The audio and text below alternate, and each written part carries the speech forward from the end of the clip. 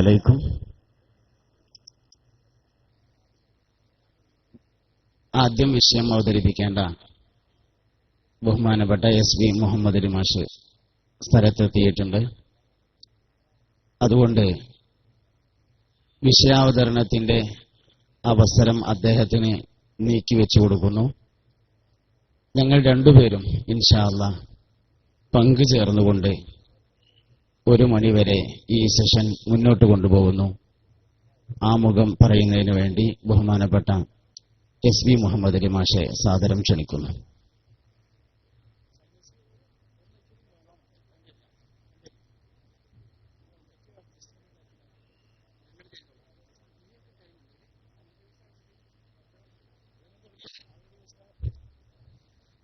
السلام عليكم ورحمة الله.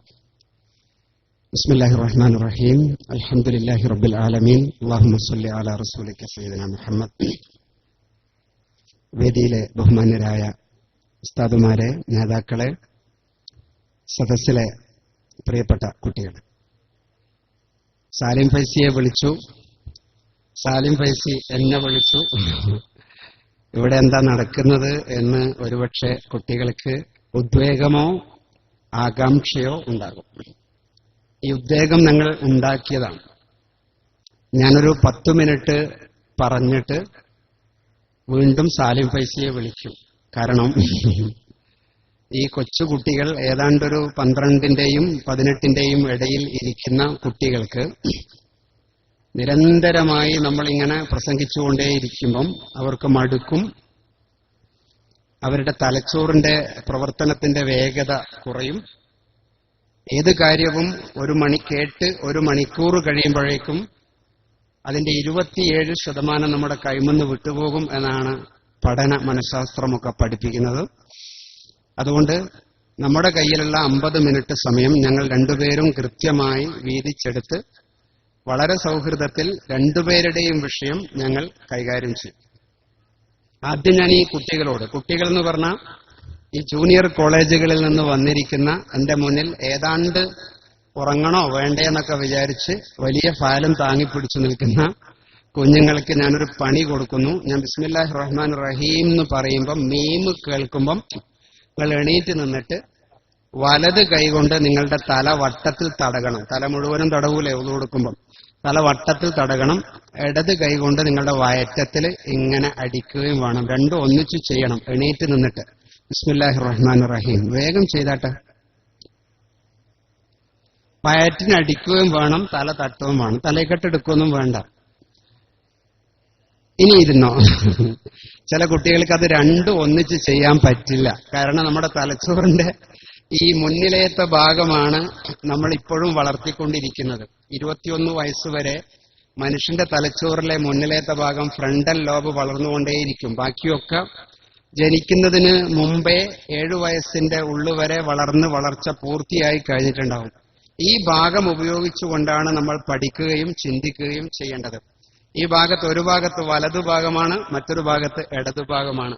പലപ്പോഴും വലതുഭാഗം പ്രവർത്തിക്കുമ്പം ഇടതുഭാഗം പ്രവർത്തിച്ചു കൊള്ളണമെന്നില്ല, ഇടതുഭാഗം പ്രവർത്തിക്കുമ്പം വലതുഭാഗം പ്രവർത്തിക്കണമെന്നില്ല.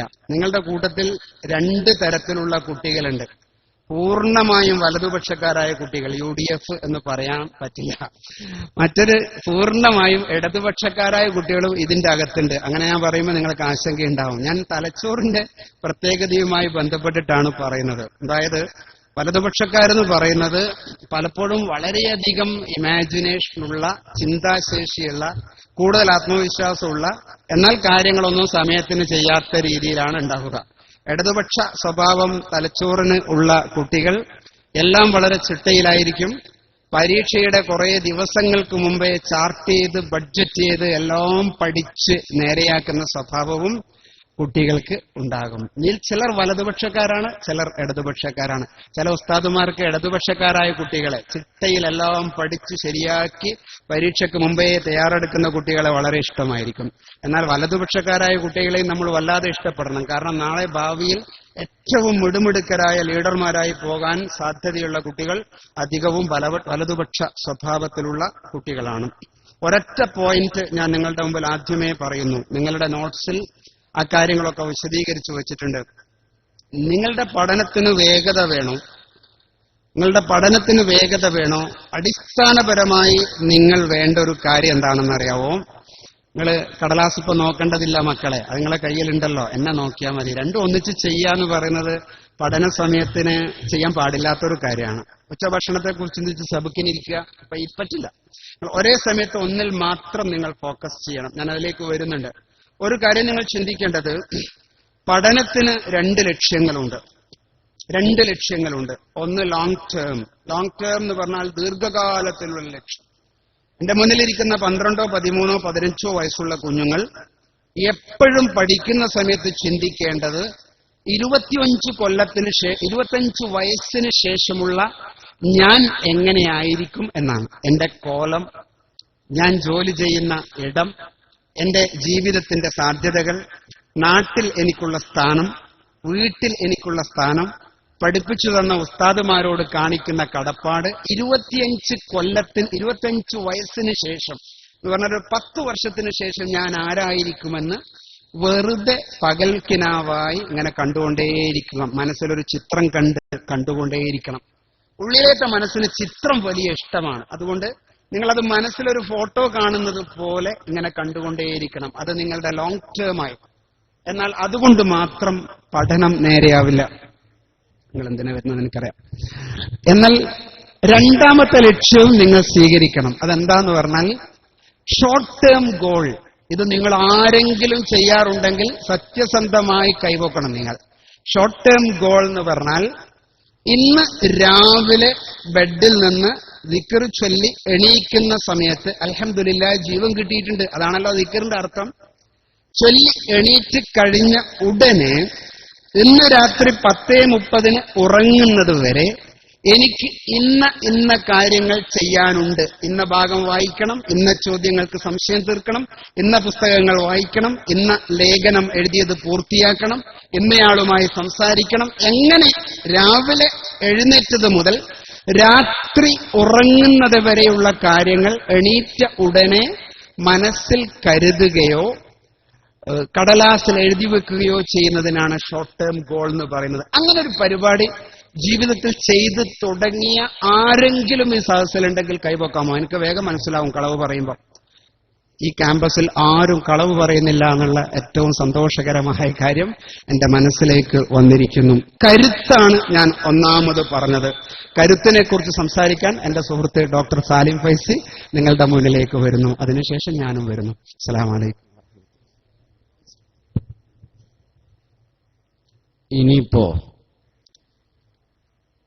എഴുന്നേറ്റ് നിർത്താൻ നിർവാഹമില്ലാത്തതിനാലേ നമുക്കൊരുമിച്ച് ഒരു 3 വരി സ്വലാത്ത് ചൊല്ലുകയാണ്. അസ്സലാത്തു അലൻ നബി വസ്സലാമു അലർ റസൂൽ അശ്ശഫീൽ അബ്തഹി والحبيب العربي أنت أم أم أبو ما رأينا فيهما مثل حسينك قط يا سيدي خير النبي الصلاة على النبي والسلام على الرسول الشفيع الأبتهي والحبيب العربي أنت منجينا غدا من شفاعتك الصفا من لنا مثلك يا سيدي خير النبي الصلاة على النبي والسلام على الرسول الشفيع الأبتهي والحبيب العربي ارتكبت على الخطأ غير حصير وعدد لك أشكو فيها سيدي خير النبي الصلاة على النبي والسلام على الرسول الشفيع الأبطحي والحبيب العربي.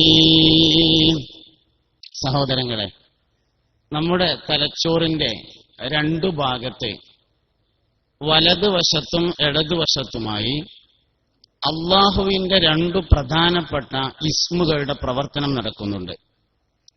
തലച്ചോറിന്റെ വലതുവശത്ത് അള്ളാഹുവിന്റെ അലീം എന്ന ഇസ്മിന്റെ പ്രവർത്തനവും തലച്ചോറിന്റെ ഇടതുവശത്ത് അള്ളാഹുവിന്റെ ഖബീർ എന്ന ഇസ്മിന്റെ പ്രവർത്തനവുമാണ് നടക്കുന്നത്. ഒന്ന് അറിവാണ്, മറ്റൊന്ന് തിരിച്ചറിവാണ്. അലീം എന്നത് അറിവും ഖബീർ എന്നത് തിരിച്ചറിവുമാണ്. അപ്പോൾ ഒരു മനുഷ്യന്റെ തലച്ചോറിന്റെ ഇടതുവശത്തിന് എന്തെങ്കിലും കേട് സംഭവിച്ചു, ക്ഷതം സംഭവിച്ചാൽ ഒരുപക്ഷെ അവൻ അറിവുണ്ടായിരിക്കും, പക്ഷെ തിരിച്ചറിവ് നഷ്ടപ്പെടുന്നതാണ്. തിരിച്ചറിവാണ് ഏറ്റവും പ്രധാനപ്പെട്ടത് എന്നതാണ് സാന്ദർഭികമായി സൂചിപ്പിക്കാനുള്ള ഒരു കാര്യം. Short time goal, long time goal. ശരിക്ക് ഷോർട്ട് ടൈം ഗോൾ പ്ലാൻ ചെയ്യേണ്ടതാണ്, അതിലേറെ പ്ലാൻ ചെയ്യേണ്ടതാണ് ലോങ് ടൈം ഗോൾ എന്ന് പറയുന്നത്. ലോങ് ടൈം ഗോൾ നമ്മളെ സംബന്ധിച്ച് കിബിലയിലേക്ക് ചെരിഞ്ഞിങ്ങനെ കടന്ന് വുളുവോടുകൂടി സാലിഹ്യങ്ങളായ ആളുകളെ കണ്ട് ലാ ഇലാഹ ഇല്ലല്ലാഹ് എന്ന് ചൊല്ലി മൗത്താവലാണ്. നമ്മുടെ ജീവിതത്തിലെ ഏറ്റവും പ്രധാനപ്പെട്ട ഒരു പോയിന്റാണ് നമ്മുടെ ആക്തിബത്ത് എന്ന് പറയുന്ന മരണരംഗം. മരണരംഗം ശരിയാവാൻ, മരണരംഗം നന്നാവാൻ ജീവിതത്തിൽ നേടാവുന്ന ഏറ്റവും വലിയ പരിശീലനം ഉറക്കത്തിന്റെ പരിശീലനമാണ്. നമ്മുടെ ജീവിതത്തിൽ ഏറ്റവും കൂടുതൽ ചെയ്യുന്ന കാര്യം എന്താണോ അത് ചെയ്തുകൊണ്ടാണ് മരിക്കുക. അപ്പൊ നമ്മൾ ജീവിതത്തിൽ ഏറ്റവും കൂടുതൽ പരിശീലനം നേടുന്നത് ഉറങ്ങാനുള്ള പരിശീലനമാണ്.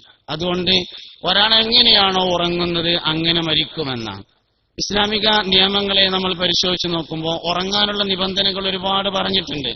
വലതുഭാഗം ചെരിഞ്ഞു കിടക്കണം, ഒതുവോട് കൂടെയായിരിക്കണം. പുണ്യനബി സല്ലല്ലാഹു അലൈഹി വസല്ലമ തങ്ങൾക്ക് ഉറങ്ങുന്ന സമയത്ത് ധരിക്കാൻ വേണ്ടി ഒരു പുതിയ ജോഡി ഡ്രസ് ഉണ്ടായിരുന്നു എന്ന് താരീഖിൽ കാണാൻ പറ്റും. അപ്പൊ നല്ല വസ്ത്രം ധരിച്ച് ഖിബിലയിലേക്ക് ചെരിഞ്ഞു കിടന്ന് വലതുഭാഗത്തേക്കോ അല്ലെങ്കിൽ ഇടതുഭാഗത്തേക്കോ ചെരിഞ്ഞു കിടന്ന് ലാ ഇലാഹ ഇല്ലല്ലാഹ് എന്ന് ചൊല്ലി ദിക്റും സ്വലാത്തൊക്കെ ചൊല്ലി ഉറങ്ങുന്ന ഒരു രീതി, ഒതുവോടുകൂടെ ഉറങ്ങുന്ന ഒരു രീതി. ജീവിതത്തിൽ ഏറ്റവും കൂടുതൽ ഒരാൾ എന്താണോ ചിന്തിക്കുന്നത് അതാണ് മരിക്കുമ്പോൾ ചിന്തിക്കുക. ജീവിതത്തിൽ ഏറ്റവും കൂടുതൽ എന്താണോ പറയുന്നത് അതാണ് മരിക്കുമ്പോൾ പറയാം. ജീവിതത്തിൽ ഏറ്റവും കൂടുതൽ ആരെയാണോ ഇഷ്ടപ്പെടുന്നത് ആ ആളെ മരിക്കുമ്പോൾ കാണുമെന്നാണ്. ബഹുമാനപ്പെട്ട സയ്യിദുനാ ഉസ്മാൻ ഇബ്നു അഫ്ഫാൻ റളിയല്ലാഹു അൻഹു തന്റെ കൊട്ടാരത്തിൽ താമസിക്കുന്നു. മതിലെടുത്തു ചാടിയ ശത്രുക്കൾ മഹാനവറുകളെ വെട്ടുകയാണ്.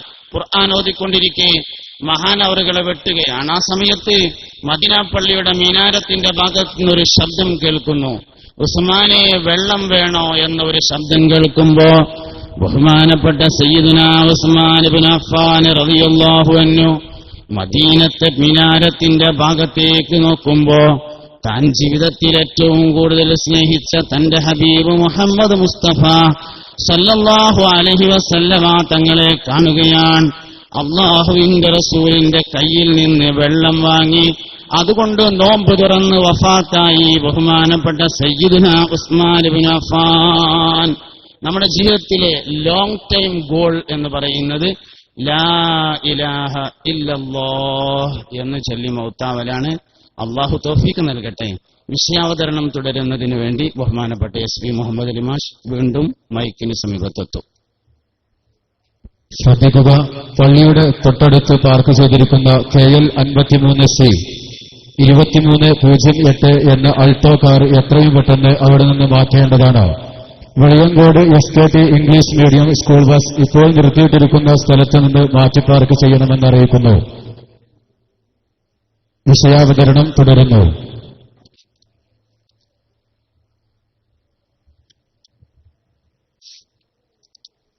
നമ്മൾ രണ്ടാളും തമ്മിൽ ഹൈറ്റിൽ വ്യത്യാസമുണ്ട് എന്ന് നിങ്ങൾക്ക് മനസ്സിലാവുന്നുണ്ടാവും. ഉന്നതിയിലുള്ള വ്യത്യാസമാണ് അത് ഒരുപക്ഷെ കാണിക്കുന്നത്. സാലിം ഫൈസി ലക്ഷ്യത്തെക്കുറിച്ച് പറഞ്ഞ് നമ്മുടെ ഏറ്റവും ലോങ് ടേം അവസാനത്തെ ലക്ഷ്യം മരണം വൃത്തിയായി നടക്കുക എന്ന് നമ്മളെ പഠിപ്പിച്ചു. കുട്ടികളായതുകൊണ്ട് ഞാനിതിന്റെ വേറൊരു ചിത്രം നിങ്ങളുടെ മുന്നിൽ വെക്കുകയാണ്. ഒരു കണ്ണട ധരിച്ച് പഠിക്കുന്ന കുട്ടി. ആ കണ്ണട നമ്മൾക്ക് വേണമെങ്കിൽ ആലങ്കാരികമായി 3D എന്ന് വിളിക്കാം.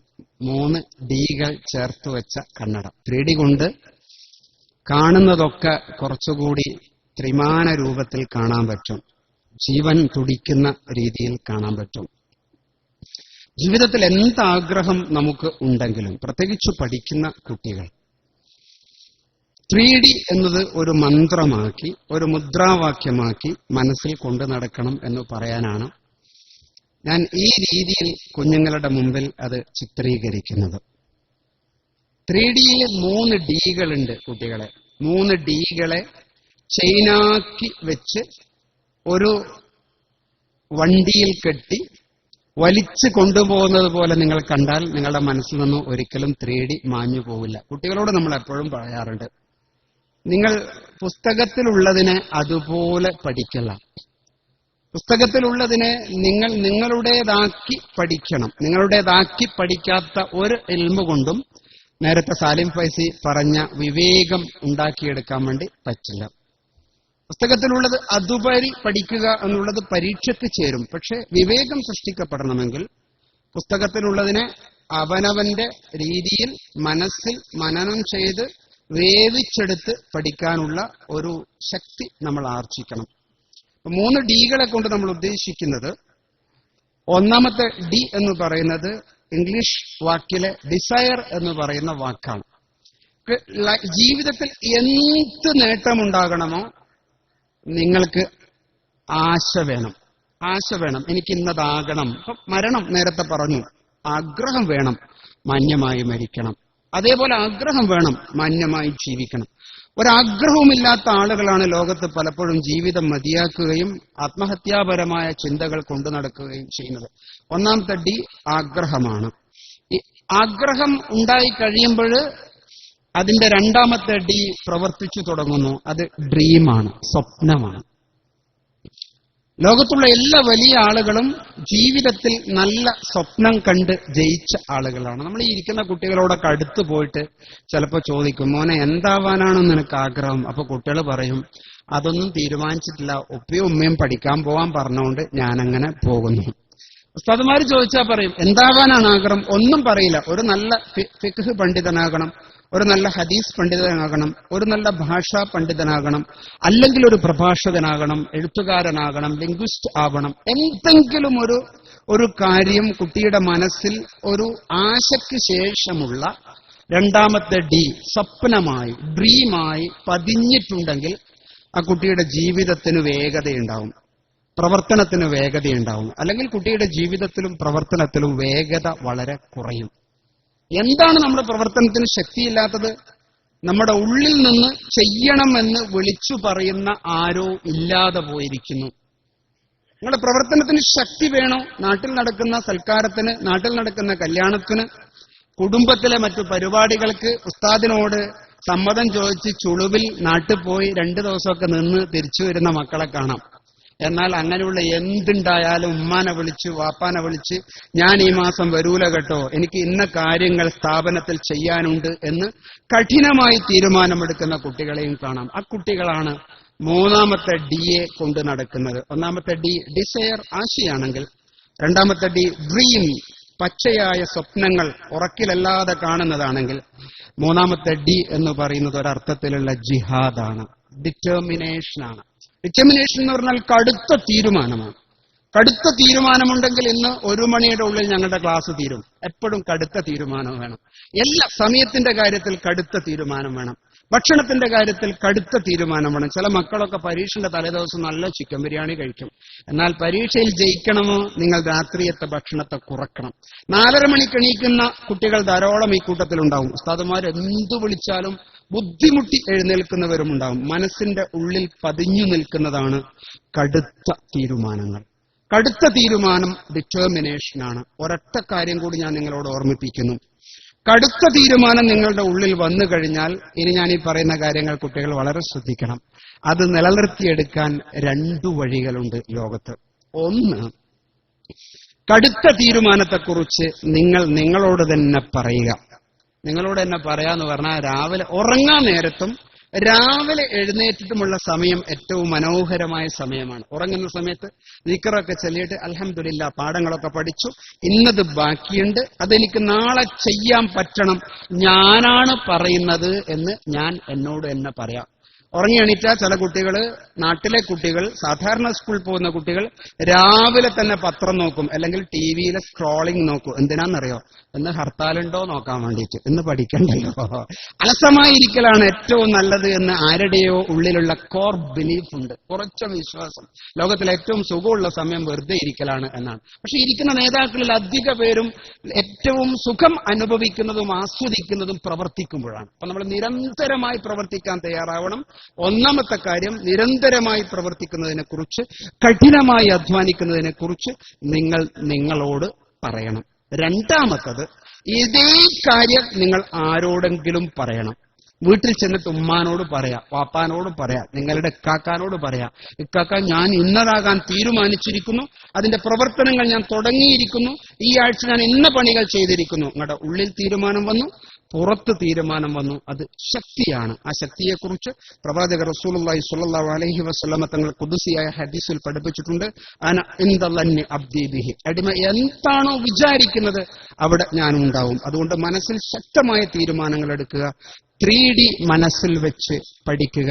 നിങ്ങളുടെ ജീവിതത്തിൽ ചിട്ട കൈവരും. അതേക്കുറിച്ച് കൂടുതൽ സംസാരിക്കാൻ വീണ്ടും നിങ്ങളുടെ മുന്നിൽ സാലിം ഫൈസി വരും എന്ന് ഞാൻ വിചാരിക്കുന്നു. അസ്സലാമു അലൈക്കും.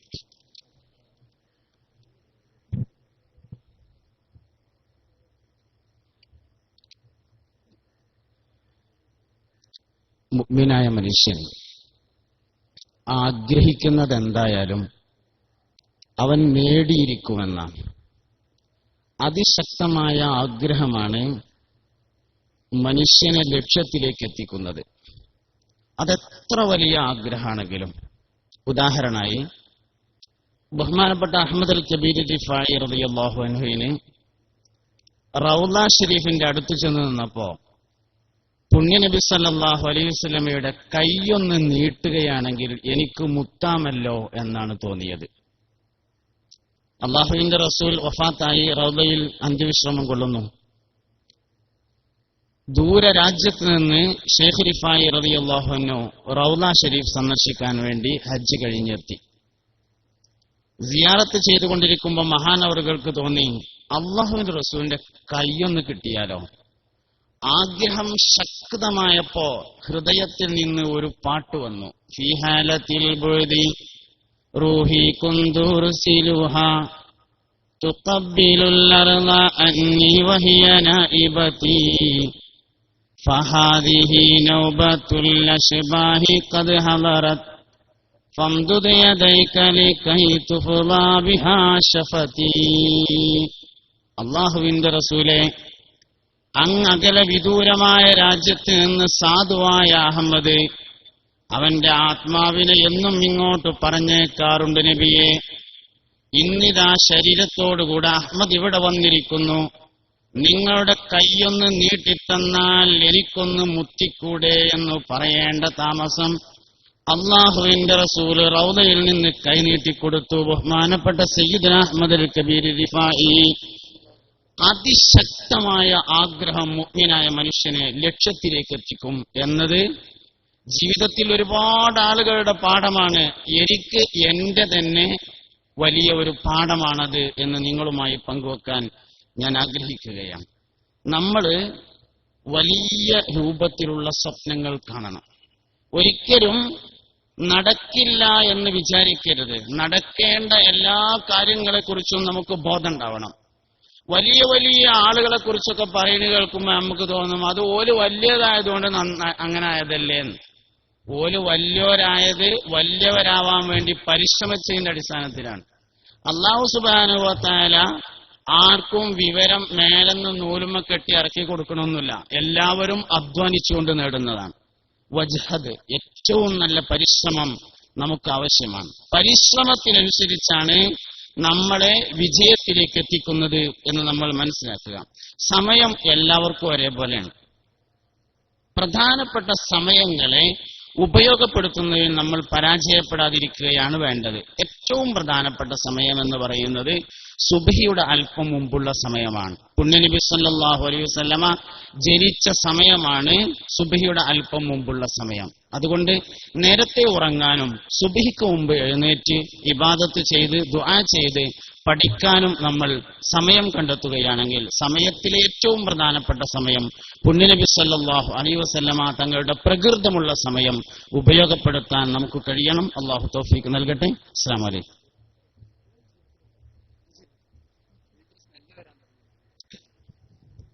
അസ്സലാമു അലൈക്കും വറഹ്മത്തുള്ളാഹി വബറകാതുഹു. പ്രിയപ്പെട്ട വിദ്യാർത്ഥികളെയും അധ്യാപകരെയും അറിയിക്കാനുള്ള വളരെ പ്രധാനപ്പെട്ട ഒരു കാര്യം, നമ്മുടെ ക്യാമ്പിൽ മാഷാ അല്ലാഹ് 3400ഓളം പേരാണ് പങ്കെടുത്തുകൊണ്ടിരിക്കുന്നത്. ഇത്രയും പേർക്ക് ഉച്ചഭക്ഷണം നൽകേണ്ടതുണ്ട്. അതിന് ജാമിയയുടെ ക്യാന്റീനിൽ കഴിയില്ല എന്ന് എല്ലാവർക്കും അറിയാം. അതുകൊണ്ട് തന്നെ ഇനി പറയുന്ന കാര്യം വളരെ കൃത്യമായി ശ്രദ്ധയോടെ പ്രത്യേകിച്ച് ഉസ്താദുമാർ ശ്രദ്ധിക്കുക.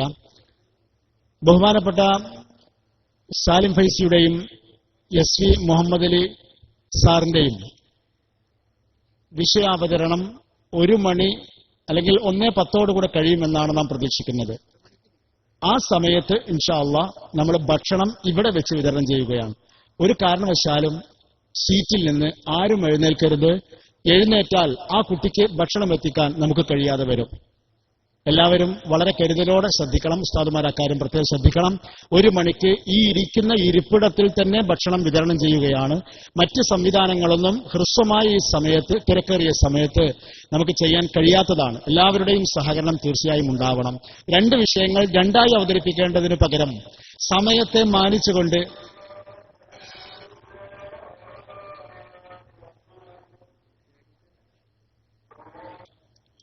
ഭക്ഷണം, ഇത്രയും ആൾക്കാർക്ക് ഭക്ഷണം ഇവിടെ വെച്ച് തന്നെ വിതരണം ചെയ്യുകയാണ്. മറ്റു സംവിധാനങ്ങളോ സൗകര്യങ്ങളോ സമയമോ നമ്മുടെ മുമ്പിലില്ല. അതുകൊണ്ട് എല്ലാ ക്യാമ്പ് അംഗങ്ങളും തീർച്ചയായും ഈ സീറ്റിൽ തന്നെ ഇരിക്കണം എന്നാണ് പറയുന്നത്. സമയം ഇല്ലാത്തതുകൊണ്ട് നമ്മുടെ ജാമിയ സമ്മേളനം പൊതുവെ മറ്റ് എല്ലാ സമ്മേളനങ്ങളുടെയും മാതാവാണ്, മാതൃകയാണ്.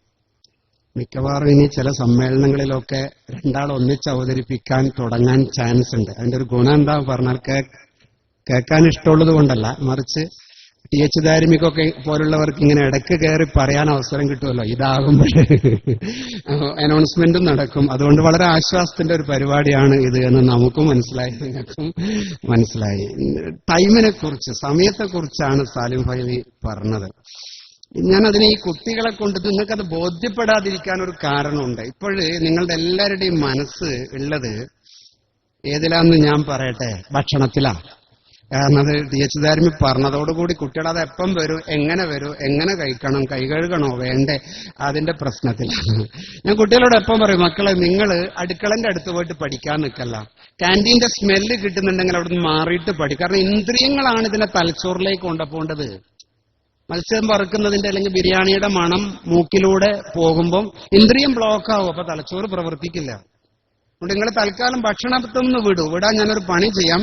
വീണ്ടും ഞാൻ ബിസ്മില്ലാഹിർ റഹ്മാൻ റഹീം എന്ന് പറയുമ്പോൾ എണീറ്റ് നിന്നിട്ട് 30 എണീക്കല്ല, നല്ല തിരക്കാണല്ലോ, എണീറ്റ് തിന്നിട്ട് 30 സെക്കൻഡായി എന്ന് ഉറപ്പായാൽ ഇരുന്നേക്കണം കേട്ടോ.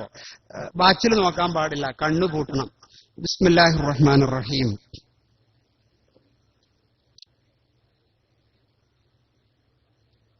തലതടകണ്ടല്ലോ, നേരത്തേതൊന്നും മറക്കൂല, നല്ല മക്കളാ. 30 സെക്കൻഡ് ആയാൽ ഇരിക്കണം എന്നാ ഞാൻ പറഞ്ഞത്. എണീറ്റിട്ട് 30 സെക്കൻഡായി ഉറപ്പായാൽ ഇരിക്കണം. ആരെയും നോക്കണ്ട, നിങ്ങൾക്കായി ഉറപ്പായാൽ ഇരുന്നോളൂ, ഉറങ്ങിപ്പോകരുത്.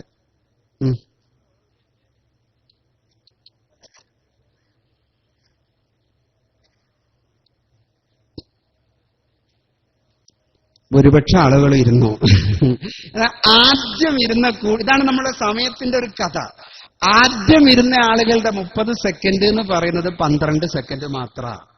കണ്ടോ, നിങ്ങളുടെ ജീവിതത്തിൽ 24 മണിക്കൂർ എന്ന് പറയുന്നത് 12 മണിക്കൂറിൽ ചോടയാ. സമയത്തിനെ നമ്മൾ ഉപയോഗിക്കുന്നില്ല. മെന്റൽ ക്ലോക്ക് എന്ന് പറയും. നിങ്ങളുടെ മനസ്സിന്റെ അകത്തൊരു ക്ലോക്ക് ഉണ്ടെങ്കിലേ വാച്ചിലെ ക്ലോക്ക് കൊണ്ട് സ്ഥാനമുള്ളൂ. വാച്ച് എത്ര കെട്ടിയിട്ട് എന്താ കാര്യം? മനസ്സിൽ ഒരു ക്ലോക്ക് വെക്കുന്നിടത്ത് നിങ്ങൾ വിജയിക്കണം. ഞാൻ കുട്ടികൾക്ക് ഇങ്ങനെ പറഞ്ഞു തരുന്നു, 8 കൂട്ടണം 8 കൂട്ടണം 8 എത്രയാ? 24. 8 മണിക്കൂർ എന്തിനുള്ളതാ? നിങ്ങളുടെ കഠിനമായ ക്ലാസ് പഠനം. ഏത് ദിവസം കോളേജ്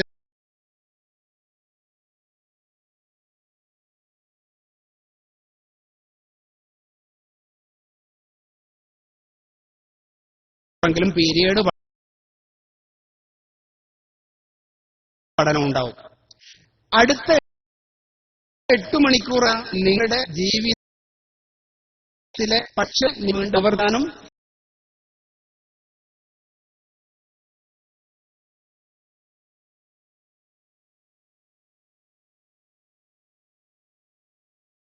നിങ്ങൾ എന്തു ചെയ്യുന്നു?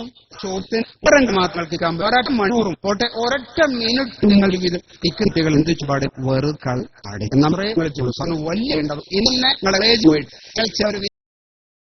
കൂടി പറഞ്ഞു അവർ 5 മണികൾ എഴുതുന്നുണ്ട്.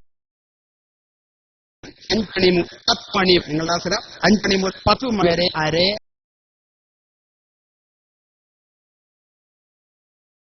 മുതൽ 6 മുതൽ 6 വരെ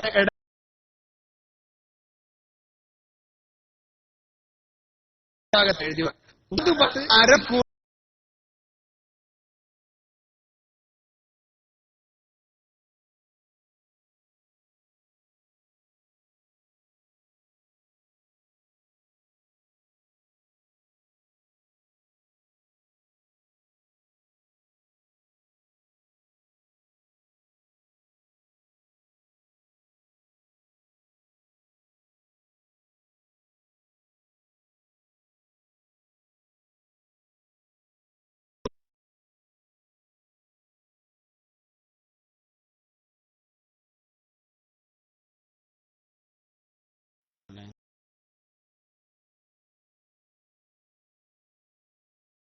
കൊടുക്കും. ചലനം എന്ന് പറയുന്നത് കാലുകൾ കൂട്ടി ഉരസലാണ്. അപ്പോഴാണ് മനുഷ്യൻ എന്റെ സമയം അവസാനിക്കുന്നു എന്നുറപ്പാകുന്നത്.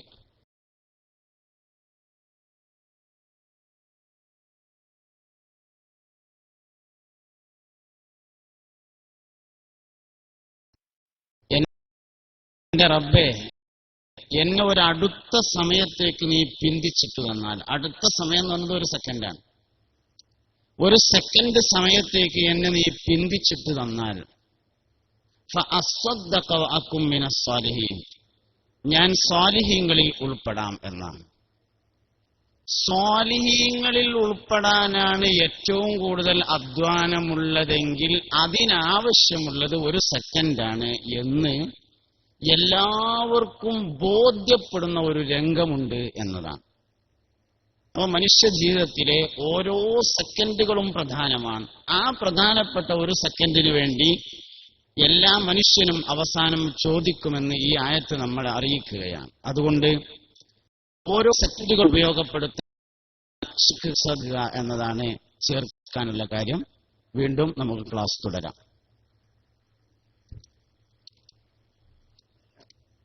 ഐസ്ക്രീം കഴിക്കാൻ ഇഷ്ടമുള്ളവർ കൈവയ്ക്കാട്ടെ. ഐസ്ക്രീം കഴിക്കാൻ ഇഷ്ടമുള്ളവർ കൈവയ്ക്ക. ഓ, എല്ലാവർക്കും ഇഷ്ടമാണ്. താഴ്ത്തിക്കോളും. അതുപോലെ പഠനമാവുക എന്നത് നിങ്ങൾ ആലോചിച്ച് നോക്കിയാട്ടെ, എന്ത് രസമുണ്ടാവും. രാവിലെ എണീറ്റ് പഠിച്ചോനെ പഠിക്കണമല്ലോ എന്ന് വിചാരിച്ചിരിക്കുന്ന കുട്ടികൾ, ഒരു പുസ്തകം വായിക്കണമല്ലോ എന്ന് വിചാരിച്ചിരിക്കുന്ന കുട്ടികൾ എന്ത് കഷ്ടപ്പെടുകയാണെന്നറിയാവോ. അതുകൊണ്ട് മക്കളെ, ഐസ്ക്രീം കഴിക്കുന്നത് പോലെ പഠനം നേരെയാകാനുള്ളൊരു സൂത്രം ഞാൻ നിങ്ങൾക്ക് പറഞ്ഞു തരാൻ പോകുന്നു. വേണമെങ്കിൽ ഒന്ന് കൈപൊക്കിയേ, അത് വേണമെങ്കിൽ ഒന്ന് കൈപൊക്കിയേ. ഓ, എല്ലാവരും നല്ല ആവേശത്തിലാണ്. കൈ താഴ്ത്തിക്കോളും. എങ്ങനെയാണ് ഐസ്ക്രീം കഴിക്കുന്ന പോലെ പഠിക്കുക എന്നറിയാവോ? ഒന്നാമത്തെ ഒരു കാര്യം, ഏത് കിതാബ് വായിക്കുന്നുണ്ടെങ്കിലും ഏത് പുസ്തകം വായിക്കുന്നുണ്ടെങ്കിലും ആ സമയത്ത് മറ്റൊരു പുസ്തകം നിങ്ങളുടെ മേശപ്പുറത്തുണ്ടാകാൻ പാടില്ല, വായിക്കുന്നിടത്ത് ഉണ്ടാകാൻ പാടില്ല.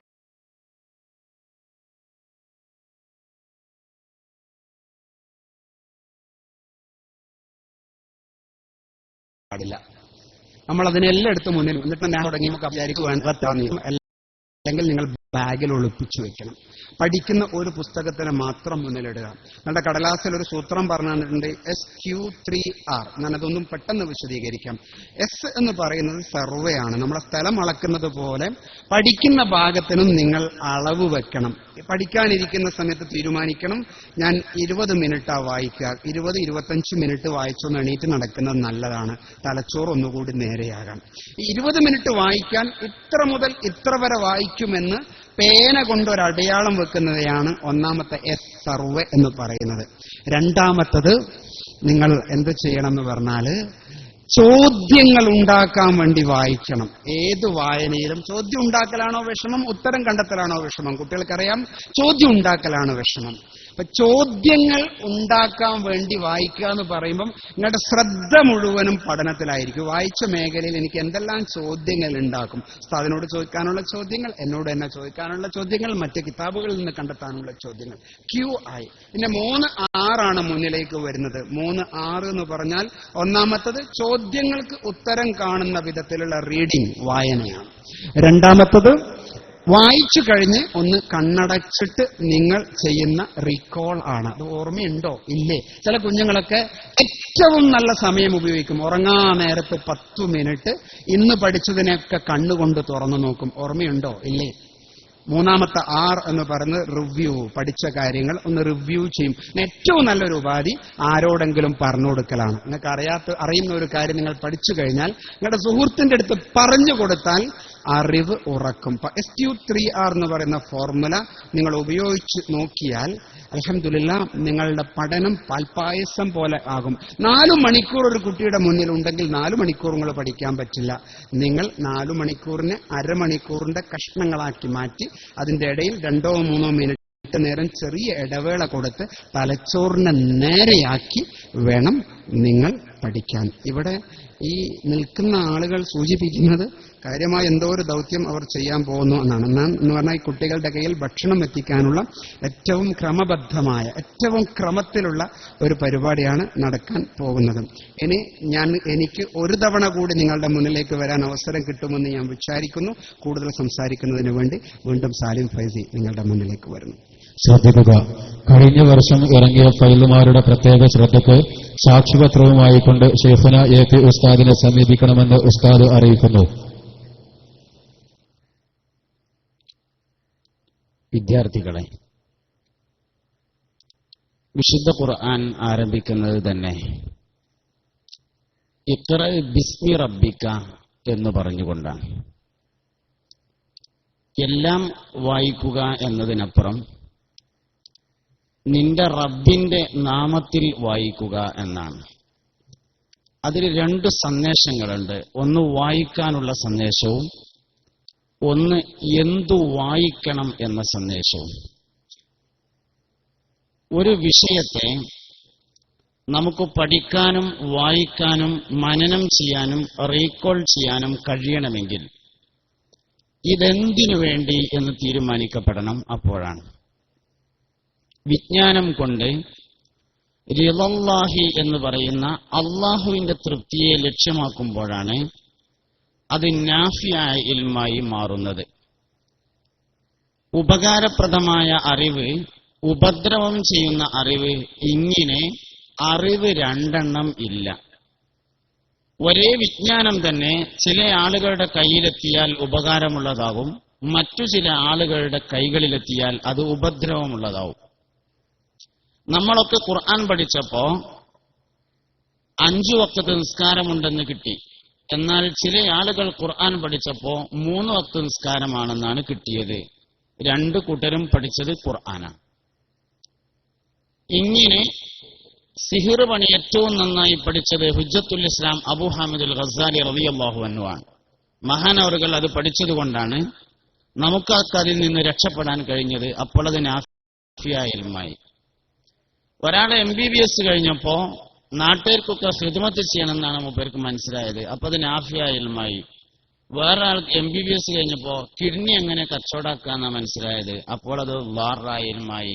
2 ആൾക്കും കിട്ടിയത് ഒരേപോലത്തെ സർട്ടിഫിക്കറ്റിനായിരിക്കും, വ്യത്യാസം ഉണ്ടാവില്ല. ബിസ്മി റബ്ബിക, എന്തിനു വേണ്ടി പഠിക്കുന്നു എന്ന് തീരുമാനിച്ചു കഴിഞ്ഞാലാണ് ആത്മാർത്ഥതയോടുകൂടെ നമുക്ക് പഠിക്കാനും വായിക്കാനും കഴിയുക. റിളല്ലാഹിക്ക് വേണ്ടിയായിരിക്കണം നമ്മുടെ എല്ലാ പഠനങ്ങളും. അപ്പോൾ നമുക്ക് പഠനത്തിൽ ആത്മാർത്ഥത പുലർത്താൻ കഴിയും. അള്ളാഹു തൗഫീഖ് നൽകട്ടെ. ഇനി ഞങ്ങളുടെ മുന്നിൽ 9 മിനിറ്റ് സമയമുണ്ട്. 3 മിനിറ്റ് ഞാനെടുക്കും, ബാക്കി 6. അതാണ് സമയത്തിന്റെ വില. 6 മിനിറ്റ് സാലിം ഫൈസിക്ക് ഞാൻ അവസാനമായി കൊടുക്കും. ഇല്ലേ? ഒരു കഥയാണ് ഞാൻ പറയാൻ പോകുന്നത്. കാട്ടിൽ തുടങ്ങിയ ഒരു സ്കൂള്, ഒരു വിദ്യാലയം. രാവിലെ ഹാജർ പുസ്തകവുമായി വന്ന അധ്യാപകൻ കാണുന്നത് തന്റെ മുന്നിൽ സിംഹമിരിക്കുന്നു, മുയലിരിക്കുന്നു, കാട്ടുപോത്തിരിക്കുന്നു, പെരുമ്പാമ്പിരിക്കുന്നു, പക്ഷികളിരിക്കുന്നു, പലതരത്തിലുള്ള കുട്ടികൾ വന്നിരിക്കുന്നു. അധ്യാപകൻ ആകെ കുഴങ്ങി, ഞാനിവരെ എന്താ പഠിപ്പിക്കുക എന്ന്. അധ്യാപകൻ ഒരു വിദ്യ ഉപയോഗിച്ചു. ഞാൻ ഇന്ന് നിങ്ങളെ പഠിപ്പിക്കുന്നത് പറക്കാൻ പഠിപ്പിക്കുന്നു എന്ന് പറഞ്ഞപ്പോ അത് പരുന്തിന്റെ ദിവസമായിരുന്നു, പക്ഷികളുടെ ദിവസമായിരുന്നു. അവർക്കൊക്കെ എ ഗ്രേഡ് കിട്ടി, ബാക്കിയുള്ളവർക്ക് 0 കിട്ടി. കുട്ടികൾ സങ്കടത്തിലായി ചിലര്. രണ്ടാമത്തെ ദിവസം അധ്യാപകൻ പറഞ്ഞു, ഇന്ന് നമ്മൾ ഇഴയാൻ പഠിക്കുന്നു എന്ന് പറഞ്ഞപ്പോൾ പെരുമ്പാമ്പിന്റെ ദിവസമായി, ചേരയുടെ ദിവസമായി, പക്ഷികൾക്ക് 0 കിട്ടിയ ദിവസമായിരുന്നു.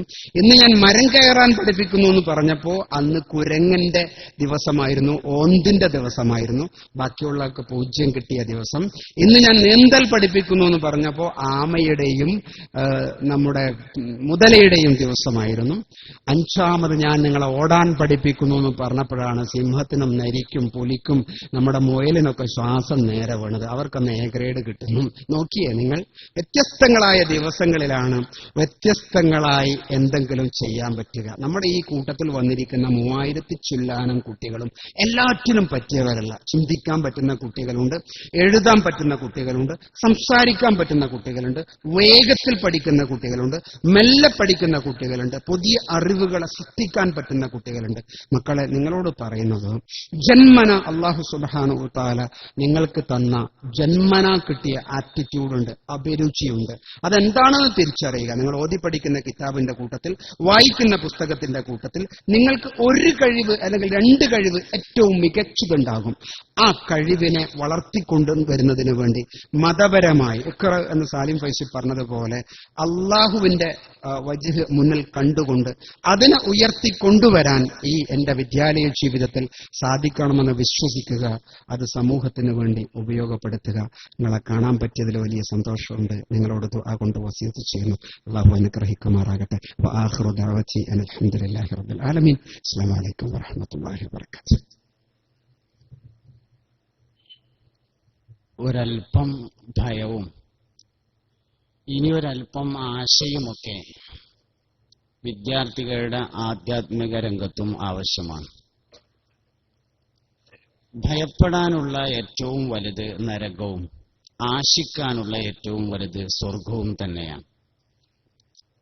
സ്വർഗാവകാശികൾക്ക് അല്ലാഹു സുബ്ഹാനഹു വ തആല എല്ലാ നിഅമത്തുകളെയും നൽകുമെങ്കിൽ നരകാവകാശികൾക്ക് എല്ലാ നിഖമത്തുകളെയും നൽകും. നരകാവകാശി ഒരിറ്റ് വെള്ളത്തിനു വേണ്ടി 40,000 കൊല്ലമാണ് കരയുന്നത്. നരകം കാക്കുന്ന മാലിക് അലൈഹിസ്സലാമിനെ വിളിച്ചുകൊണ്ട് 40,000 കൊല്ലം നിലവിളിക്കുമ്പോൾ ലോഹങ്ങൾ ഉരുക്കിയുണ്ടാക്കിയ ഒരു വെള്ളമാണ് അവർക്ക് യുസബ്ബു മിൻ ഫൗഖി റൂസിഹിമുൽ ഹമീം. അവരുടെ തലക്കു മുകളിലായി ഹമീം എന്ന വെള്ളം ഒഴിച്ചു കൊടുക്കുമെന്ന് ഖുർആൻ പറഞ്ഞിട്ടുണ്ട്. യുസ്ഹറു ബിഹി മാ ഫീ ബുതൂനിഹിം. അത് കാരണം അവരുടെ വയറിലുള്ള മുഴുവൻ സാധനങ്ങളും ഉരുകി പുറത്തേക്കൊലിക്കുന്നതാണ്. ഒരു മഴ പെയ്തെങ്കിൽ എന്ന് നരകാവകാശി ആഗ്രഹിക്കുന്നത് 1000 വർഷമാണ്. 1000 കൊല്ലം കഴിയുമ്പോൾ ഒരു കറുകറുത്ത കാർമേഘം മുകളിലേക്ക് ഉയർന്നു വരും. ഇപ്പോൾ മഴ പെയ്യുമെന്ന് കരുതി നരകാവകാശികൾ ആഗ്രഹത്തോടുകൂടെ നോക്കുമ്പോൾ ഒട്ടകത്തോളം വലിപ്പമുള്ള തേളുകൾ അതിൽ നിന്ന് വർഷിക്കുന്നതും ഒരു തേളിന്റെ ഒരു കുത്തുകൊണ്ടാൽ അതിന്റെ വേദന 1000 കൊല്ലം നീണ്ടു നിൽക്കുന്നതുമാണെന്ന് പുണ്യനബി സല്ലല്ലാഹു അലൈഹി വസല്ലമ തങ്ങൾ പഠിപ്പിച്ചിട്ടുണ്ട്. അതുകൊണ്ട് ജീവിതത്തിൽ ഏറ്റവും കൂടുതൽ ഭയപ്പെടേണ്ടത് നരകത്തെയാണ്.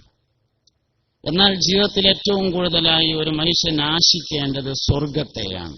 സ്വർഗം അള്ളാഹുവിന്റെ നിഅമത്തുകളെ കൊണ്ട് നിറക്കപ്പെട്ട ഭവനമാണ്. എന്തൊക്കെ സുഖങ്ങൾ ആവശ്യമുണ്ടോ ആ സുഖങ്ങളെല്ലാം അള്ളാഹു റബ്ബുൽ ഇസ്സത്ത് സ്വർഗത്തിൽ നൽകുന്നു.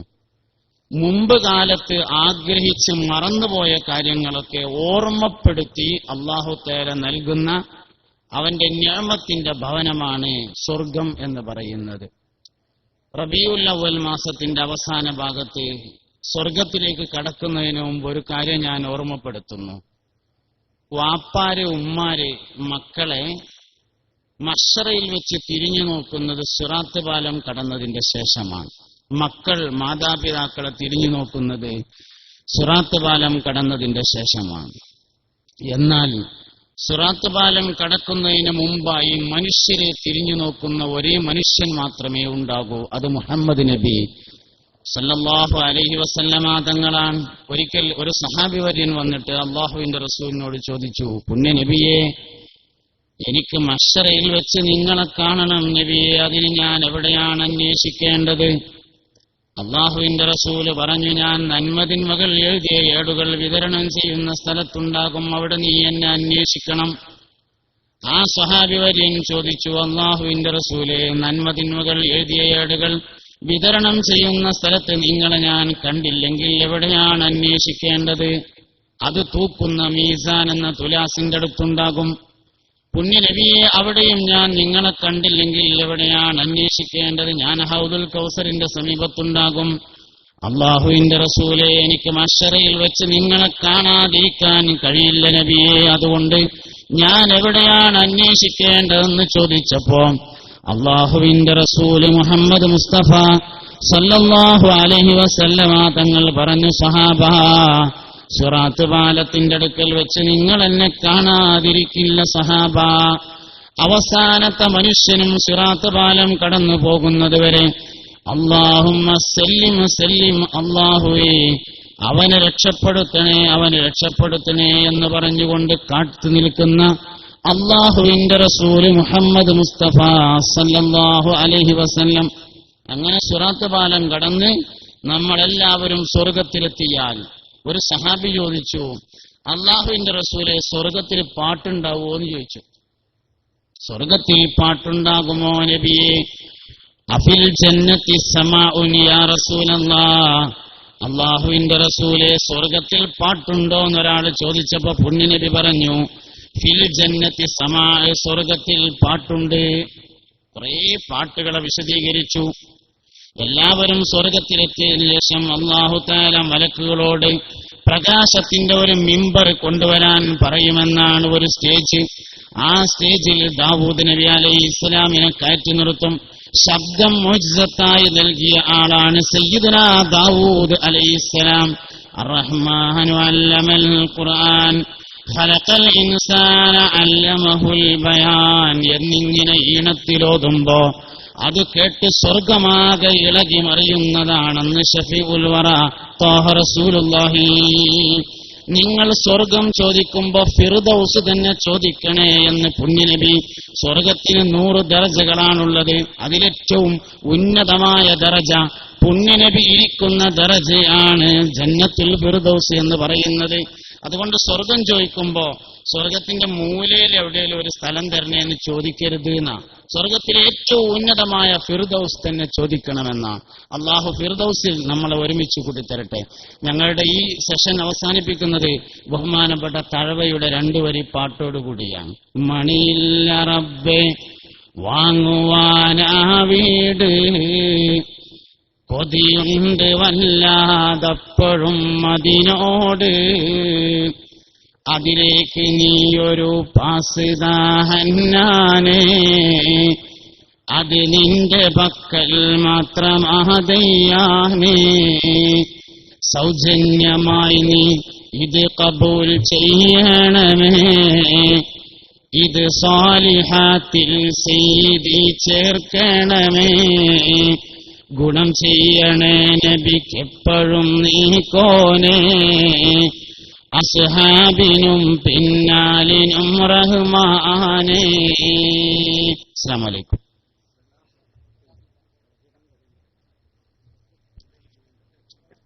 KK അബ്ദുൽ ഗഫൂർ ഖാസിമി ഉസ്താദ് അവറുകൾ സദസ്സിനോട് സംവദിക്കുന്നു. സാദരം പ്രസംഗപീഠത്തിലേക്ക് ക്ഷണിക്കുന്നു. ശ്രദ്ധിക്കുക, ഡ്യൂട്ടി ഏൽപ്പിക്കാത്ത ഗ്രൗണ്ട് വളണ്ടിയേഴ്സ് ക്യാൻറ്റീന്റെ മുമ്പിൽ എത്തിച്ചേരേണ്ടതാണ്. السلام عليكم. بسم الله الرحمن الرحيم. الحمد لله رب العالمين والصلاة والسلام على أشرف المخلوقين وعلى آله وصحبه أجمعين. أما بعد. സ്റ്റേജിൽ ഉപവിഷ്ടരായ ബഹുമാന്യരായ പണ്ഡിതന്മാരെ, സഹോദരങ്ങളെ, പ്രിയപ്പെട്ട വിദ്യാർത്ഥികളെ, നിങ്ങൾ നല്ല അച്ചടക്കമുള്ള വിദ്യാർത്ഥികളാണെന്ന് എനിക്കൊരു അഭിപ്രായമുണ്ട്.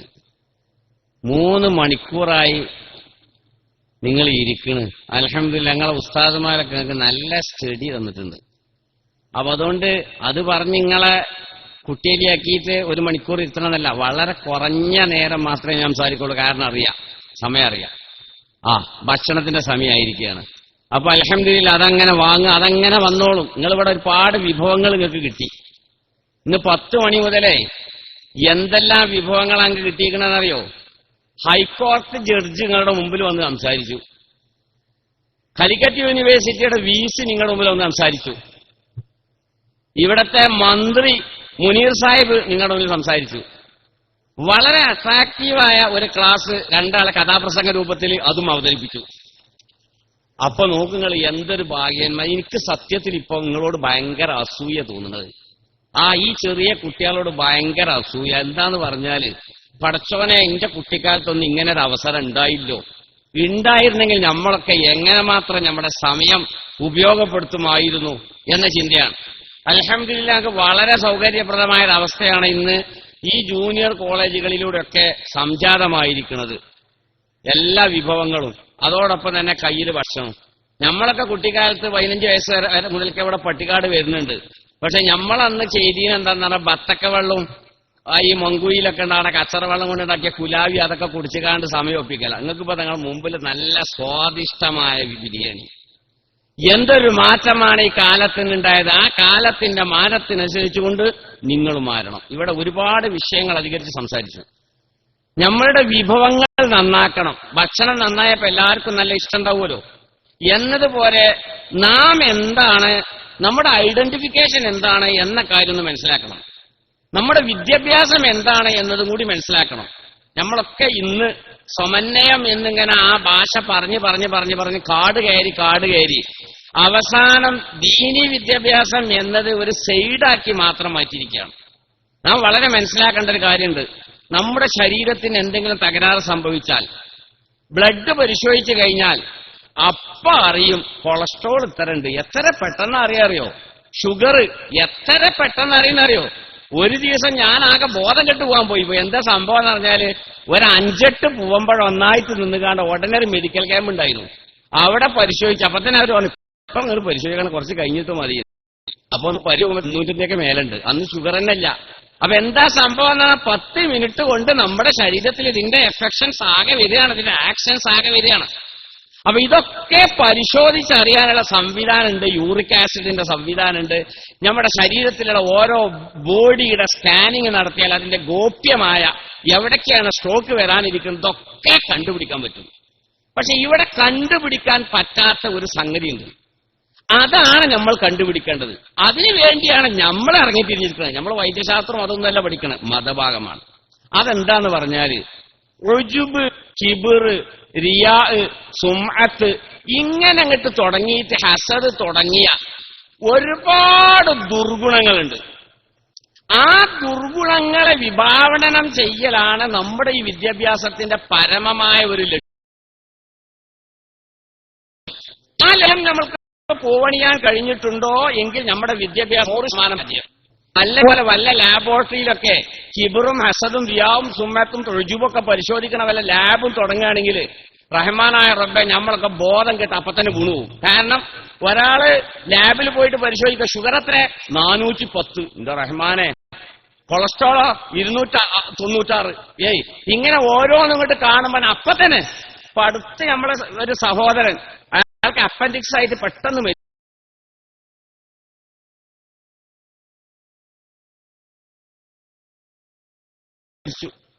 അത് ഡൗണായി പിറ്റേ ദിവസം അയാൾ മരിച്ചു. അപ്പൊ എന്നതുപോലെ നമ്മളുടെ ഈ ദുർഗുണങ്ങളെ പറ്റി നമ്മളൊക്കെ മനസ്സിലാക്കുകയാണെങ്കിൽ നമ്മളൊക്കെ ബോധം കെട്ട് വീണുപോകും. അപ്പൊ നമ്മളിപ്പോ ഇങ്ങനെ വല്ലാതെ അഭിമാനിച്ച് നടക്കും. നമ്മൾക്ക് കുറെ ഡോക്ടർമാരുണ്ടായിരിക്കും, നമ്മൾ സിവിൽ സർവീസിലുണ്ട്, നമ്മൾ അതുണ്ട് ഇതുണ്ട്, നമ്മൾ അവിടെ എത്തിയിട്ടുണ്ട് ഇവിടെ എത്തിയിട്ടുണ്ട്. പക്ഷേ നമ്മുടെ ഹൃദയ നിലവാരത്തിൽ നമ്മൾ എവിടെ എത്തിയിട്ടുണ്ട്? നമ്മുടെ അദബ് എവിടെയുണ്ട്? ഉറുദുവിലൊരു പാട്ടുണ്ട്, അദബ് സഹി ഇൻസാന് ഇൻസാന് ഹെ ജോ അദബ് ന സീക്കേ ഹയവാന് ഹെ. മനുഷ്യൻ മനുഷ്യനാകുന്നത് അദബ് കൊണ്ടാണ്. അദബില്ലേ ഓ മൃഗമാണ്. ഇപ്പൊ നിങ്ങൾ ചിന്തിക്കൂ, നിങ്ങളുടെ കയ്യിൽ ഓരോ ഭക്ഷണപ്പൊതി കിട്ടിയിട്ടുണ്ട്. ആ ഭക്ഷണം നിങ്ങൾ കഴിക്കാൻ വളരെ ആർത്തിയോടുകൂടെ ആയിരിക്കണം കഴിക്കേണ്ടത്. വളരെ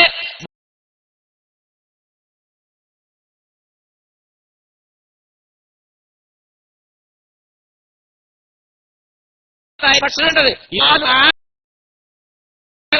ആരെ മുതലേ ഞാൻ ഇരിക്കുന്നത് എല്ലാ അധ്യാപനങ്ങൾക്ക് ഇതൊക്കെ ഇത് നമ്മൾ പാലി കഴിഞ്ഞോ നമ്മുടെ അത് പാലിക്കാൻ കഴിഞ്ഞില്ലേ അപ്പോൾ ഹദീസിന്റെ സാക്ഷാത്കാരമായ യുഖ്ബലുൽ ഇൽമു വയുർഫഉൽ ഇൽമു അതിവിടെ നടന്നുകൊണ്ടിരിക്കുകയാണ് എന്നത് പണ്ഡിതന്മാരും വിദ്യാർത്ഥികളും ഗൗരവതരത്തിൽ ചിന്തിക്കേണ്ട കാര്യമാണ്.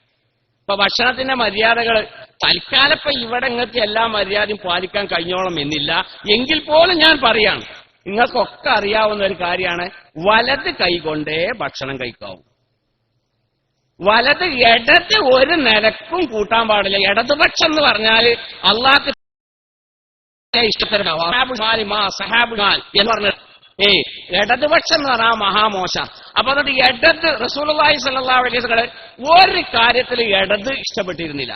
ആൾക്കാർ ഇടഭാഗത്തും വലഭാഗത്തും നിൽക്കുകയാണെങ്കിൽ അപ്പോ ഇടതുഭാഗത്തുള്ളവർക്ക് ഒന്നും കൊടുക്കൂല, വലഭാഗത്തുള്ളവർക്കാ കൊടുക്കുക. എന്തെങ്കിലും സാധനം കിട്ടി റസൂൽ സല്ലല്ലാഹു അലൈഹി വസല്ലം തിരുസന്നിധിയിൽ ഒന്ന് പാല് വന്നപ്പോ വലിയ വലിയ ആൾക്കാരൊക്കെ ഇടതുഭാഗത്താക്കണത്. തങ്ങളവർ ഇടതുപക്ഷക്കാർക്കില്ല, വലതുപക്ഷത്ത് ചെറിയ കുട്ടികളെ ഓൽക്കാ കൊടുത്ത്. അപ്പൊ വലതിനെ മുന്തിക്കണം. ഏതൊരു നല്ല കാര്യത്തിനാണെങ്കിലും വലതിനെ മുന്തിക്കണം. അപ്പൊ വിദ്യാർത്ഥികൾ വളരെ പാലിക്കണം. ഞാനിത് പറയാനുള്ള കാരണം എന്താ പറഞ്ഞാൽ ഇതിന്റെ കൂട്ടത്തിൽ ചെറിയ ചെറിയ മക്കളുണ്ട്. അപ്പൊ വളരെയധികം പാലിക്കേണ്ട കാര്യം വലത്തെ കൈകൊണ്ടായിരിക്കണം ഭക്ഷണം കഴിക്കേണ്ടത്.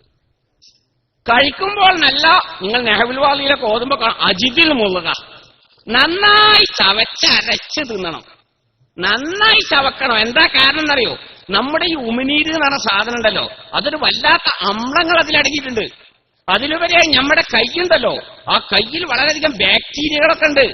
ഈ ബാക്ടീരിയയും അമ്ലവും കൂടി കടന്ന് പാൻക്രിയാറ്റിക് ജോയിസിന്റെയും ആമാശയത്തിന്റെ ഒക്കെ പ്രവർത്തനം മൂലം അങ്ങോട്ട് ദഹിച്ച് അങ്ങനത്തെ ആട്ടിയിട്ട് നമ്മൾ എവിടെ കൊണ്ടുപോയി ഇടുന്നത്? നമ്മൾ ദിവസം പുണ്ണാക്കാട്ടുന്ന പരിപാടിയാണ്. നമ്മളുടെ വയറ് എന്ന് പറഞ്ഞാൽ വലിയൊരു ഒരു മില്ല. ആ മില്ലിൽ എന്താ ആട്ടാന്നറിയാം? പഞ്ചസാര മില്ല് കൊണ്ടുപോയ മാതിരിയാ.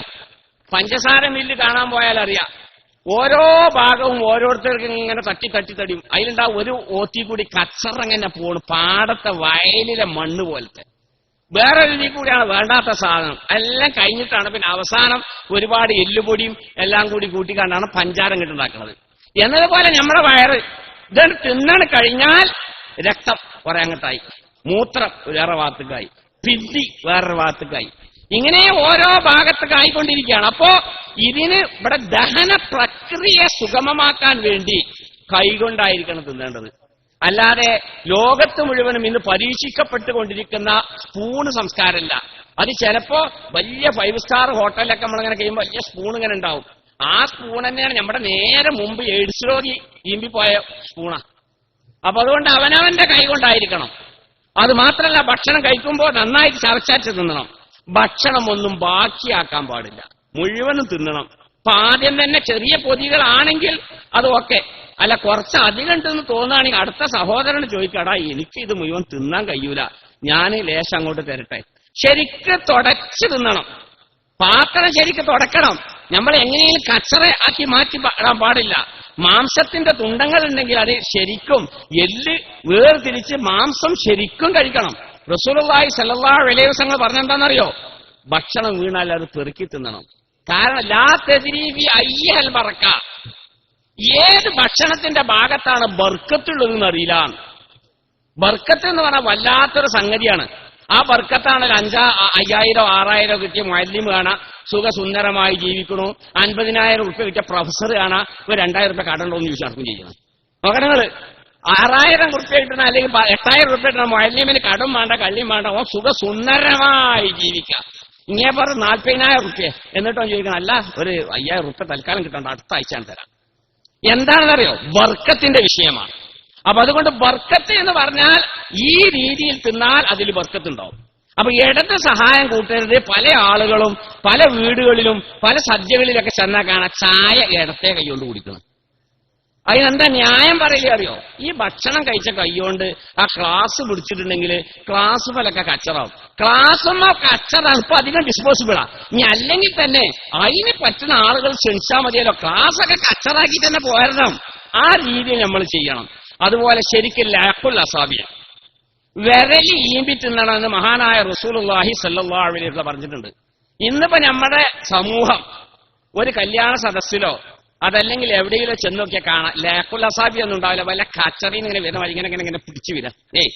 ഇപ്പിടുത്തേറ്റ് ഓന്റെ കയ്യും ഒരു 250 ഗ്രാം ചോറ് കിട്ടും. നിങ്ങൾ ആലോചിച്ച് നോക്കണേ, എന്താ അതൊക്കെ അവസ്ഥ. നമ്മുടെ മാപ്പിള കല്യാണത്തിന് ഹൈന്ദവരുടെ കല്യാണത്തിനല്ല, അവർക്ക് പിന്നെ ഉച്ചിഷ്ടം ലേശം ബാക്കി വെക്കുന്ന ഒരു പുണ്യമുള്ള കാര്യം. നമുക്ക് ആ പുണ്യല്ല, നമുക്ക് ശരിക്കും ഭക്ഷണമെന്ന്. അതുകൊണ്ട് കുട്ടിയെ ഞങ്ങൾക്ക് ബേറാകരുത്. ഇന്നിപ്പോ ചിലപ്പോ നിങ്ങൾക്ക് കൃത്യമായ ഭക്ഷണമായതുകൊണ്ട് ഇത് ചിലപ്പോൾ ചിലർക്ക് മുഴുവൻ പൂർത്തിയാക്കാൻ കഴിഞ്ഞോളന്നില്ല. പക്ഷെ നിങ്ങളുടെ ക്യാൻറ്റീനിലായാലും നിങ്ങളുടെ വീട്ടിലായാലും വേണ്ട ഭക്ഷണം മാത്രം വാങ്ങി അത് ശരിക്ക് തുടച്ച് കയ്യിൽ ഈമ്പി തിന്നണം. റസൂലുള്ളാഹി സ്വല്ലല്ലാഹു അലൈഹി വസല്ലം പഠിപ്പിച്ച ഈ കാര്യം ഇമാം ബുഖാരി റളിയല്ലാഹു അൻഹു മഹാനവർകളുടെ ബുഖാരി ഷരീഫ് റിവായത്ത് ചെയ്തിട്ടുണ്ട്. ലാഖുൽ അസാബിന്റെ മസല അത് ഈജിപ്തുകാരനായ ഒരു പണ്ഡിതൻ അതിനെ വിമർശിച്ചുകൊണ്ട് എഴുതി. അതിന് സൗദിക്കാരനായ പണ്ഡിതൻ തിരിച്ചും എഴുതി. അദ്ദേഹം എഴുതിയത് എന്താണെന്നറിയോ? ഈ കയ്യുമലൊക്കെ ധാരാളം അമ്ലങ്ങളും ആസിഡുകളൊക്കെ ഉണ്ട്. അപ്പൊ അതുകൊണ്ട് കൈ ശരിക്കും നീമ്പി തിന്നാ കുറച്ച് അമ്ലവും ആസിഡും ബാക്ടീരിയ ഒക്കെ അകത്തേക്ക് ചെന്ന് കഴിഞ്ഞാൽ ദഹന പ്രക്രിയ സുഗമമാക്കും. അപ്പൊ അതുകൊണ്ട് ഭക്ഷണം ആ രീതിയിലായിരിക്കണം. ശരിക്ക് കൈ തുടക്കണം, പാത്രം തുടക്കണം, കച്ചറയിൽ ഇടരുത്. നാം ഭക്ഷിക്കുന്ന വസ്തു നമ്മൾ ബഹുമാനിക്കണം. പ്രിയപ്പെട്ട വിദ്യാർത്ഥികളെ, നിങ്ങളൊരു കാര്യം മനസ്സിലാക്കണം. ഞാനും നിങ്ങളൊക്കെ ഇന്ന് സ്വർഗലോകത്താണ് ജീവിച്ചുകൊണ്ടിരിക്കുന്നത്. നമ്മുടെ പ്രപിതാമഹന്മാരായ ആളുകൾ, പ്രപിതാമഹന്മാരെ എന്ന് പറഞ്ഞാൽ വല്യപ്പാന്റെ വല്യപ്പാന്നല്ല ഞാൻ പറഞ്ഞ 970 മുമ്പുള്ള ആളുകൾ, 970 മുമ്പിലുള്ള ആളുകൾ, ഇവിടെ ജീവിച്ചിരിക്കുന്ന ഇപ്പൊ ഈ സ്റ്റേജിലിരിക്കുന്ന ആളുകൾ വരെ അവരൊക്കെ കുട്ടിക്കാലം എന്തായിരുന്ന അവസ്ഥ എന്നറിയോ? ഒരു പിടി ഭക്ഷണത്തിന് വകയില്ലാതെ ഒരു നേരം ഭക്ഷണം മാത്രമാണ് ഈ മുത്താലിമികൾ കിട്ടിയിരുന്നത്. പൊന്നാനിയിൽ പള്ളിയിൽ ഓതിയിരുന്ന പല ഉസ്താദുമാരും, ബഹുമാനപ്പെട്ട ഇന്നത്തെ നമ്മുടെ സമസ്തയുടെ പ്രസിഡന്റ് ശൈഖുന കോയക്കുട്ടി ഉസ്താദ് അടക്കമുള്ള ആളുകൾ പ്രതികരിച്ച ഒരു കാര്യമുണ്ട്. ഒരു നേരത്തെ ഭക്ഷണം കിട്ടിയിരുന്നത്, ഒരു നേരത്തെ ഭക്ഷണം. ബാക്കിയോ കടക്കന്നെ പട്ടിണി. ഇന്നും ജീവിച്ചിരിക്കുന്നുണ്ട്. പൊന്നാനിയിൽ ഒരു നേരം ഭക്ഷണം കഴിച്ച് ഉള്ള ആള്. ഇന്നിപ്പോ എന്താ നമ്മുടെ പരാതി എന്താ അറിയോ? രാവിലെ രാവിലത്തെ ആ കട്ടൻ ചായക്കൊപ്പമുള്ള കടി വളരെ ചെറിയൊരു ബിസ്ക്കറ്റാണ്. നാസ്തക്ക് 2-3 പൊറാട്ട കിട്ടണമെങ്കിൽ 2 കിട്ടുന്നുള്ളൂ. ഉച്ചക്ക് ചോറ് മീൻ പൊരിച്ചതിന്റെ കഷ്ണത്തിന്റെ വലിപ്പം കുറച്ച് കുറവാണ്. വൈകുന്നേരം എണ്ണക്കടിയില്ല, ബിസ്ക്കറ്റേ ഉള്ളൂ. രാത്രിയുള്ള ചോറ് ചിലപ്പോൾ ഉച്ചക്കത്തെ കറിയാണ്. ഇങ്ങനെയൊക്കെയുള്ള പരാതിയാണ്. മുമ്പല്ല, ആ പരാതിയേ ഇല്ല. ആകെ ഒരു നേര ഭക്ഷണം കൊണ്ടാണ് ജീവിച്ചിരുന്നത്. അതുപോലെ 2 മൈലും 3 മൈലും ദൂരങ്ങളിലൊക്കെ ആയിരുന്നു ഭക്ഷണത്തിന് പോയിരുന്നത്. ഈ ഒരവസ്ഥയിലുള്ള പഠിക്കുന്ന കുട്ടികൾ ഇന്നും ലോകത്തുണ്ട്. ആസാമിലും ബംഗാളിലും ബീഹാറിലും അതുപോലെ തന്നെ മേഘാലയയിലൊക്കെ ചെന്നൊക്കെ നമുക്ക് കാണാൻ കഴിഞ്ഞാൽ എന്താ അറിയോ? അവിടെയൊക്കെ അറബി കോളേജുകളുണ്ട്. എന്താണ് അവിടുത്തെ ഭക്ഷണം എന്നറിയോ? ഒരു നേരത്തെ ഭക്ഷണം കൊടുക്കാൻ ചില്ലിക്കാശ് മതി. എന്താ കാരണം? ഒരു പരിപ്പിന്റെ ഒരു വെള്ളം ഒരു ചോറും. ഉച്ചക്കോ തന്നെ രാത്രിയോ തന്നെ രാവിലെ തന്നെ. അധികമൊന്നും പോട്ടെ, ഹൈദരാബാദിൽ പോയാൽ എന്താ അവസ്ഥ? എന്താ 3 നേരം ചോറ്, ഒരു കൂട്ടാനുമില്ല, ഒരു മീനുമില്ല, ഒരു പപ്പടം, ഒരു പരിപ്പിന്റെ കറി മാത്രം. ആ അവസ്ഥയിൽ നിങ്ങൾ ഏതവസ്ഥയിലാണ് ജീവിക്കുന്നത്? അതുപോലെ നമ്മളൊന്ന് മനസ്സിലാക്കണം. നമ്മുടെ സഹോദരന്മാരായ അന്യനാട്ടിലുള്ള ആളുകൾ സിരിയും തുർക്കിയിലും ഇറാഖിലും ഇറാനിലെ സുന്നികളും ഒക്കെ പൂച്ചനെ ചുട്ടു തിന്നേണ്ട അവസ്ഥയിലേക്ക്, പൂച്ചനെ തിന്നേണ്ട അവസ്ഥയിലേക്കാണ് എത്തിയിരിക്കുന്നത്. അള്ളാഹു കാത്തുരക്ഷിക്കട്ടെ. അവിടെയൊക്കെ എന്തായിരുന്നു നമ്മളൊന്ന് മനസ്സിലാക്കണം. ഇതുപോലത്തെ വൻകിട സ്ഥാപനങ്ങൾ ഉണ്ടായിരുന്നു. വലിയ വലിയ സ്ഥാപനങ്ങൾ ഉണ്ടായിരുന്നു. ആ സ്ഥാപനങ്ങളൊക്കെ 500, 600, 800 കൊല്ലം മുമ്പ് ഉള്ള ആ സ്ഥാപനങ്ങൾ ഇന്ന് അതെന്താണെന്നറിയോ? യൂറോപ്യന്മാരുടെ സന്ദർശക കേന്ദ്രമാണ്. അവരിങ്ങനെ ചെരുപ്പിട്ട് ചവിട്ടുന്ന സ്ഥാപനങ്ങളാണ്. ഇമാം ബുഖാരിയുടെ നാട്ടിൽ ബുഖാറയിൽ 300ഓളം മദ്രസകളുണ്ട്, അറബി കോളേജുകൾ 300ഓളം മദ്രസകൾ. അത് ആ മദ്രസകളൊക്കെ ഇന്നെന്താണെന്നറിയോ, ആർക്കിയോളജിക്കൽ ഡിപ്പാർട്ട്മെന്റിന്റെ കീഴിലായിട്ട് കാഴ്ച വസ്തുക്കൾ. എന്താ കാഴ്ച? അതിന്റെ സൗന്ദര്യം ആസ്വദിക്കാൻ വേണ്ടി. കാരണം 500 കൊല്ലം 600 കൊല്ലം ഒക്കെ മുമ്പുണ്ടാക്കിയ കെട്ടിടങ്ങളുടെ ആ ഇതാണ്. അൽഹംദുലില്ലാ. അപ്പൊ നമ്മൾ ഇന്ന് എന്തൊരവസ്ഥയിലാണെന്നറിയോ? നിങ്ങളുടെ യുഗം എന്ന് പറഞ്ഞാൽ സൗഖ്യത്തിന്റെ യുഗമാണ്. ആ യുഗം അള്ളാഹു നിലനിർത്തി തരട്ടെ. എന്താണ് വരിക എന്ന് പറയാൻ പറ്റൂല. കേരളമാവുന്ന നമ്മൾ 1500 മുതൽ 1498 കാപ്പാട് വാസ്കോഡിഗാമ കപ്പലിറങ്ങിയത് മുതൽ 1947 ബ്രിട്ടീഷുകാർ ഇവിടെ നിന്ന് കെട്ടുകെട്ടുന്നത് വരെ 5 നൂറ്റാണ്ട് കാലം പട്ടിണി കിടന്നവരാണ്, കഷ്ടപ്പെട്ടവരാണ്. പോർച്ചുഗീസുകാരോടും ബ്രിട്ടീഷുകാരോടും ഹോളണ്ടുകാരോടും ഫ്രഞ്ചുകാരോടും യുദ്ധം ചെയ്ത് പടവെട്ടി വിദ്യാഭ്യാസം മുടങ്ങി, കൃഷി മുടങ്ങി, ആ അവസ്ഥയിൽ ജീവിച്ച ആളുകളുടെ മക്കളാണ് നമ്മൾ. സ്വാതന്ത്ര്യത്തിന്റെ ശേഷവും നമ്മൾക്ക് വലിയ അനുകൂല ഘടകമൊന്നും ഉണ്ടായിട്ടില്ല. 1970-കൾക്ക് ശേഷമാണ് നമ്മൾക്ക് ആ ഒരു അനുകൂലമായ അവസ്ഥ വന്നിരിക്കുന്നത്. അല്ല ഭക്ഷണം കഴിക്കാൻ ഓർഡർ ഇല്ലേ? എങ്ങനെ? അല്ല ഭക്ഷണമൊക്കെ കഴിച്ചോളി. ഭക്ഷണം കഴിക്കുമ്പോ തന്നെ അത് കേട്ടാൽ ഇതിന് ഇന്തിഹാസിയ എന്നാ പറയാ. ഓപ്പോർച്യൂണിറ്റീസ് എന്നോ, അത് ഇന്തിഹാസിയ, അതായത് അവസരം ഉപയോഗപ്പെടുത്തുക. ഭക്ഷണം കഴിച്ചോളൂ. അപ്പൊ ഭക്ഷണം കഴിക്കുമ്പോൾ അതൊക്കെ ഓർത്താൽ മതി, നന്നായിട്ട് കഴിച്ചോളൂ. ഇപ്പൊ നിർത്തേണ്ട പരിപാടി, ഇത് കഴിഞ്ഞാല് വളരെ 2 മിനിറ്റ്. അപ്പൊ അതുകൊണ്ട് അത്ര സുഖസുന്ദരമായ രാജ്യങ്ങളൊക്കെ കഷ്ടപ്പാടിലും വിഷമത്തിലുമാണ്. നമ്മളും തന്നെ 970 വരെ കഷ്ടപ്പാടില്ല. 70-ന്റെ ശേഷം കുറച്ചാളുകൾ ഗൾഫിൽ പോകാൻ തുടങ്ങിയതിന് ശേഷമാണ് നമ്മൾക്ക് ഈ അവസ്ഥകളൊക്കെ ഉണ്ടായത്. 70-ന്റെ മുമ്പുള്ള സ്ഥാപനം കേരളത്തിൽ നിങ്ങൾ ആലോചിച്ച് നോക്കണം. അറബിക് കോളേജ് എന്ന് പറഞ്ഞാൽ കേരളത്തിൽ 970-ന്റെ മുമ്പുള്ള അറബിക് കോളേജ് ആദ്യമായിട്ടുള്ള ഒന്ന് ഒരു ബിരുദം കൊടുക്കുന്ന സ്ഥാപനം ഈ ജാമിയ നൂരിയ അറബിക് കോളേജാണ്. അൽഹംദുലില്ലാ. അതിനു മുമ്പായും കൊണ്ട് ഇവിടെ ബിരുദ സ്ഥാപനങ്ങളില്ല. താനൂർ ഇസ്ലാഹുലൂമും അതുപോലെ തന്നെ വാഴക്കാട് ദാറുലൂമും സ്ഥാപിതമായി കുറെ കാലം പ്രവർത്തിച്ചു എന്നല്ലാതെ അത് മുന്നോട്ട് പോകാൻ കഴിഞ്ഞില്ല. ഇന്ന് എത്ര അറബി കോളേജാണ്! അല്ലാഹു തആലാന്റെ നിയമത്താണ്.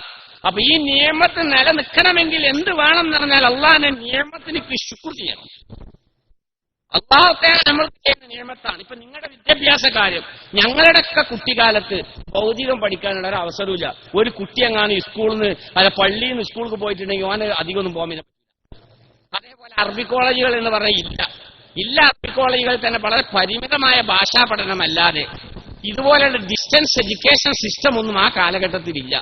ഇന്ന് അൽഹംദുലില്ലാ അനുഗ്രഹത്തിന്റെ കവാടങ്ങൾ നിങ്ങളുടെ മുന്നിൽ തുറക്കപ്പെട്ടിരിക്കുകയാണ്. ഈ ഇരിക്കുന്ന നിങ്ങൾക്ക് എന്തൊക്കെയോ ആകെ നേരത്തെ പറഞ്ഞല്ലോ, ആഗ്രഹം പോലെയാണ് കാര്യങ്ങൾ നടക്കൽ. വലിയൊരു കാര്യമാണ്. നേരത്തെ ക്ലാസ്സിൽ പറഞ്ഞില്ലേ,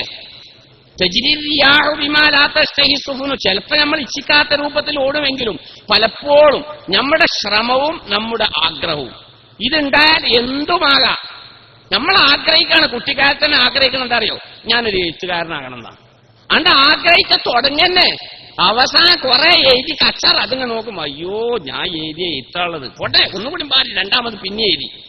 അമേരിക്കൻ പ്രസിഡന്റിന്റെ ഒരു ഏറ്റവും വലിയ സമ്മാനത്തിന് അർഹനായ നോബൽ പ്രൈസ് വരെ കിട്ടിയ ഒരാള്, അയാളൊരു ലേഖനം എഴുതിയിട്ട് 7 പത്രസ്ഥാപനങ്ങളിലേക്ക് അയച്ചു. 7 റിജക്റ്റായി. മൂപ്പര അവസാനം ഒരുങ്ങി വെറുതെ നില പിന്നെ എഴുതി. അവസാനം അദ്ദേഹത്തിന് ഏറ്റവും വലിയ ആദരണീയമായ സമ്മാനം കിട്ടിയ ആളുകളാണ്.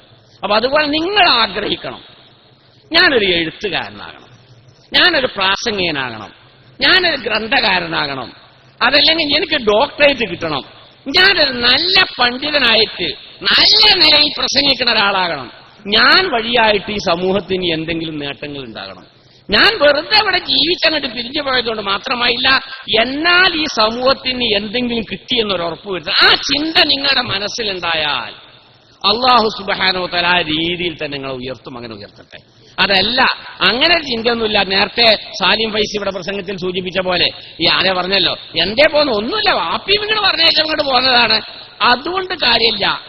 ആർക്കേലും വേണ്ടിയിട്ട് ഓക്കാനിച്ചിട്ട് കാര്യമില്ല, സ്വന്തം ഓക്കാനിക്കണം. ആർക്കേലും വേണ്ടി ഓക്കാനിച്ചിട്ട് കാര്യമില്ല, സ്വന്തമായിരിക്കണം ചെയ്യേണ്ടത്. അപ്പൊ അതുകൊണ്ട് ഈ ആഗ്രഹങ്ങൾ നിങ്ങളിൽ ഉണ്ടാകണം. ആഗ്രഹമാണ്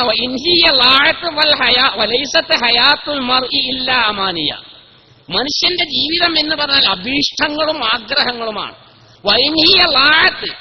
ആഗ്രഹങ്ങളും അഭീഷ്ടങ്ങളും ഒരാൾക്ക് നഷ്ടപ്പെട്ട് കഴിഞ്ഞാൽ ഫൽ ഹയാത്തു അലൽ അസ്ർ, പിന്നെ ജീവിതം നഷ്ടപ്പെട്ടു. ചില ആളുകൾ കണ്ടില്ലേ, ഡോക്ടർ വിധി എഴുതിയിട്ടുണ്ട്, ഇനി ഒരു മാസേ ജീവിക്കാൻ പറ്റുള്ളൂ, ഇപ്പൊ തന്നെ മരിക്കാൻ തുടങ്ങുകയാണ്.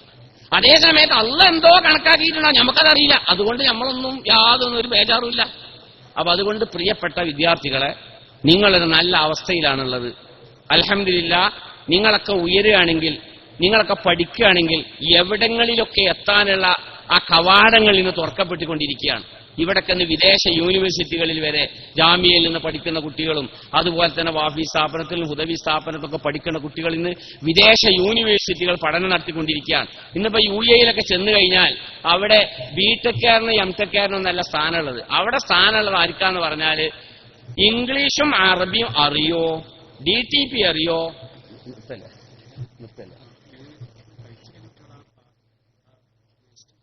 ഭക്ഷണം കഴിച്ചു കഴിഞ്ഞ കുട്ടികൾ ആ പാത്രം ആ വേസ്റ്റിൽ കൊണ്ടിടണം. ഓവറായിട്ട് കഴിക്കൊന്നും വേണം. ഇന്ന് കഴിച്ചോളി. ഇന്നത്തെ ഞാൻ ഈ പറഞ്ഞ ഹുക്കും ഇന്നൊക്കെ നിങ്ങൾക്ക് ബാധകല ചെയ്തോളി. കാരണം ഇനി പാകെ ബേജാറായിട്ട്, കാരണം നിങ്ങൾക്ക് കിട്ടിയ ചോറും നാളെ ഇന്ന് മുതൽക്ക് ഇനി നിങ്ങൾ പാലിക്കേണ്ട ഒരു കാര്യമാണ് ഈ ഭക്ഷണത്തിന്റെ കാര്യം. അപ്പൊ അതുകൊണ്ട് അൽഹംദുലില്ലാ, കൈ കഴുകാൻ ഇവിടെയുണ്ട് സംവിധാനം, അവിടെയുണ്ട് സംവിധാനം. അപ്പൊ അതുകൊണ്ട് ഭക്ഷണം കഴിക്കുന്നതിന്റെ അടിയിൽ തന്നെ ഒരു പ്രസംഗമായാലും രണ്ട് കാര്യമായി. ആത്മാവിനും ഒരു ഭോജനമായി, വയറ്റിനും ഒരു ഭോജനമായി. രണ്ട് ഭോജനം ഒപ്പം നടക്കട്ടെ, നമ്മുടെ സമയം ഉപയോഗപ്പെടുകയും ചെയ്തിട്ടെന്ന് വിചാരിച്ചുകൊണ്ട് മാത്രമാണ്. അപ്പൊ അതുകൊണ്ട് ഇത്തരം കാര്യങ്ങളൊക്കെ നിങ്ങൾ ശ്രദ്ധിക്കണം. അതുപോലെ തന്നെ നിങ്ങളൊക്കെ ഈ തലപ്പാവിലൂടെയാണ് നിങ്ങൾ വളരുന്നത് എങ്കിൽ ഈ സമൂഹത്തിന് നിങ്ങളെ വലിയ ആവശ്യമുണ്ടാവും. അല്ല, ഇതൊക്കെ ഔട്ട് ഓഫ് ഫാഷൻ ആണ് എന്ന് കരുതിക്കാണ്ട് ജൂതന്മാരിടുന്നമാര് വെറുതെ മൂർധാവിൽ മാത്രം ഒരു തൊപ്പിട്ടാല് അതിൽ വലിയ ഇജ്ജത്തൊന്നും കിട്ടൂല. അപ്പൊ അതുകൊണ്ട് നിങ്ങൾ എന്ത് വേണം, ഒരു പള്ളിയിൽ ഒരാളെ സത്യമാകണമെങ്കിൽ, ഒരു പള്ളിയിൽ ഒരു മഹല്ല് ഭരിക്കുക എന്ന് പറഞ്ഞാൽ ഏറ്റവും വലിയ കാര്യം അതാണ്. അപ്പൊ ആ മഹല്ല് ഭരണം, അതൊക്കെ ആളുകൾ ആശ വെക്കുന്നത് നിങ്ങളിലാണ്. അപ്പൊ അതുകൊണ്ട് അവരുടെ ആശക്കൊത്തുകൊണ്ട് നീങ്ങാനുള്ള പ്രവർത്തനങ്ങൾ നിങ്ങൾ വേണം. നിങ്ങളുടെ വേഷവിധാനത്തിലും നിങ്ങളുടെ സംസാരത്തിലും നിങ്ങളുടെ ആചാരത്തിലും ഒക്കെ നിങ്ങൾ പക്വത പാലിച്ചുകൊണ്ട് നല്ല അതപ്പുള്ളവരായിക്കൊണ്ട് ജീവിക്കണം എന്ന് മാത്രം പറഞ്ഞുകൊണ്ട് ഈ പരിപാടിക്ക് എല്ലാവിധ ആശംസകൾ നേർന്നുകൊണ്ട് ഞാൻ എന്റെ വാക്ക് അവസാനിപ്പിക്കുകയാണ്. ഇത്തരം പരിപാടികൾ, ഇത്തരം വിദ്യാർത്ഥികൾ, ഇപ്പൊ ജൂനിയർ കോളേജ് അൽഹംദുലില്ലാ 3000-ലധികം വിദ്യാർത്ഥികളുണ്ട്. ഇത്തരം വിദ്യാർത്ഥികളെല്ലാം തന്നെ ഒരുമിച്ച് കൂട്ടിക്കൊണ്ട് നല്ല ക്ലാസുകൾ, കുറെ ഉദ്ഘാടന സെഷനും കുറെ പരിപാടിയൊന്നും വേണ്ട, പ്രഗത്ഭരായ ആളുകളെ വ്യത്യസ്ത വിഷയങ്ങളിൽ 1-2 ദിവസം എവിടെയെങ്കിലുമൊക്കെ ഒന്ന് കൂട്ടി ഒരു സംഘടിപ്പിച്ചു കഴിഞ്ഞാൽ അത് അവരിൽ വലിയൊരു മാറ്റം ഉണ്ടാക്കാൻ വഴിയാകും. അതിനുള്ള ശ്രമങ്ങളായിരിക്കണം നമ്മൾ ഇനി നടത്തേണ്ടത്. എന്ത് കാര്യങ്ങൾ നമ്മൾ പറഞ്ഞാൽ ആഗ്രഹിച്ചാൽ നടക്കും. അപ്പൊ അത്തരം കാര്യങ്ങളൊക്കെ നമ്മൾ നമ്മുടെ ബുദ്ധിപരമായി നീങ്ങിക്കൊണ്ട് ഈ സമൂഹത്തെ ഈ ഒരു ഉന്നതിയിലേക്ക് എത്തണം. ആ നമ്മളിൽ കൈവന്ന നമുക്ക് കിട്ടിയ ആ വെളിച്ചം അത് അടുത്ത തലമുറയ്ക്ക് നമ്മൾ പകർന്നു കൊടുക്കണം. അതാണല്ലോ ഈ സെഷന്റെ നാമം ബോധിപ്പിക്കുന്നത് തന്നെ. അള്ളാഹു കാര്യങ്ങൾ വിജയിപ്പിക്കട്ടെ എന്ന് ദുആ ചെയ്തുകൊണ്ട് ഞാൻ എന്റെ വാക്ക് അവസാനിപ്പിക്കുന്നു. അസ്സലാം.